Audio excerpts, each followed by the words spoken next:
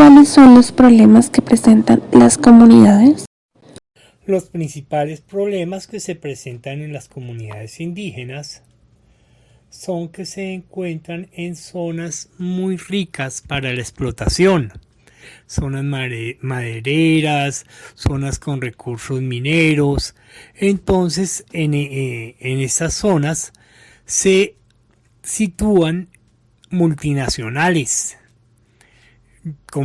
como el Cerrejón Carbocol, como empresas madereras que van a explotar los árboles de la Amazonía, lo que implica que en estos espacios también se presenten cultivos de coca, de amapola, que hacen parte de su cosmogonía o que de una u otra forma tienen que ver con su esencia, y producto de ello se presentan los conflictos porque ya aparece el paramilitar, las bandas PACRIN, la guerrilla, el ejército, y entonces las comunidades indígenas se ven inmersas dentro del conflicto sin estar tomando partido por ninguno de los sectores. Al momento en el que llega el antropólogo a la comunidad, ¿cómo hace para comunicarse con la gente? El antropólogo, cuando llega a una comunidad, primero que todo tuvo que haber tenido una aproximación desde las fuentes primarias, son fuentes documentales. Ya cuando llega a la comunicación,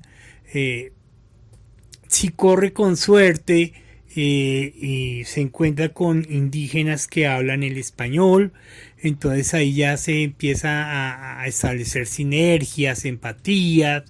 Lo primero que hace el antropólogo es comentarles cuál es su función en ese espacio, a qué va. Tiene que ser muy claro para que, así como él respeta a esas comunidades, las comunidades pues también lo van a respetar. En algunas comunidades indígenas donde en su mayoría solo hablan la lengua vernácula, al antropólogo le toca comunicarse con señas hasta que empieza como a aprender algunas palabras, y eso le permite como establecer unos niveles de comunicación con esas poblaciones. ¿Qué consejos brindarías a antropólogas y antropólogos principiantes que apenas inician en estas comunidades? Bueno, los consejos que yo le daría a los antropólogos y antropólogas principiantes es que primero que todo asuman una posición no intelectual, sino una posición normal de ser humano que tiene muchas inquietudes, muchas dudas, mucho deseo de aprender. Y entonces toda esa teoría que aprendió en la academia, si bien es muy buena y le da ciertos argumentos en un contexto académico, de pronto en un contexto ya comunitario o un contexto indígena, pues no tiene tanto valor, porque la mayoría de las comunidades indígenas hablan de una manera clara, sencilla, directa, y entonces en ese orden de ideas pues lo importante es ser uno mismo. Ese es el principal consejo que le daría a los investigadores sociales y antropólogos que compartan con comunidades. ¿Cómo fue la primera vez en la que tuvo interacción con los indígenas? Bueno, mi primera interacción con las comunidades indígenas se dio en la Universidad Nacional.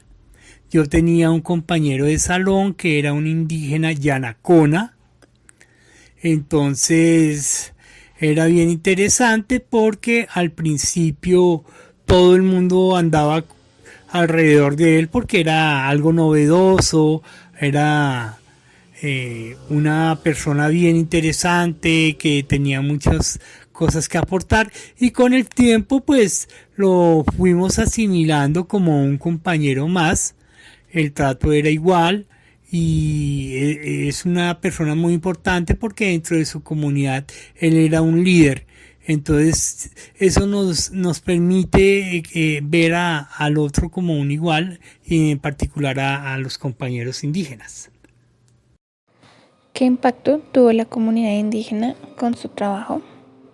Bueno, el impacto que tuvo la comunidad indígena o, o- o algo que me marcó en particular en las comunidades indígenas de la Sierra de Nevada de Santa Marta es su ternura.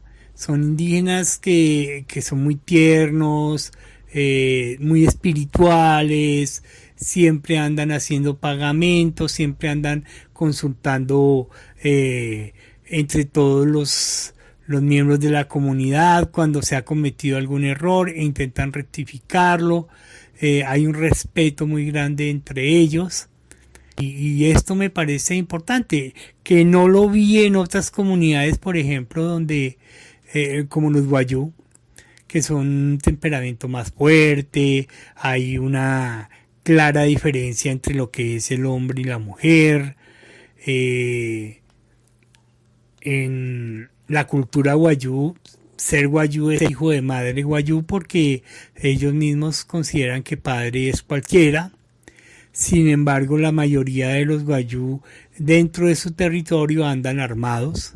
Es muy común verlos en guerra entre familias, por diferentes circunstancias.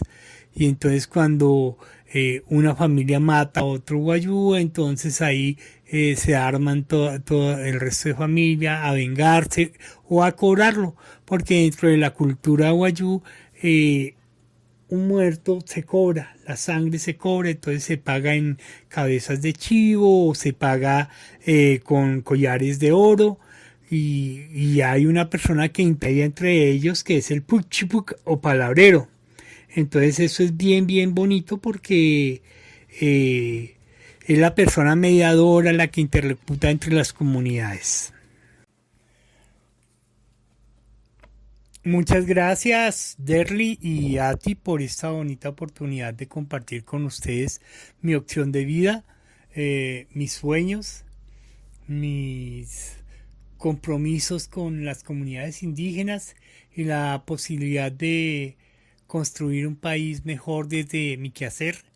Entonces, las felicito y deseo que sea muy productiva todas sus actividades. Muchas gracias.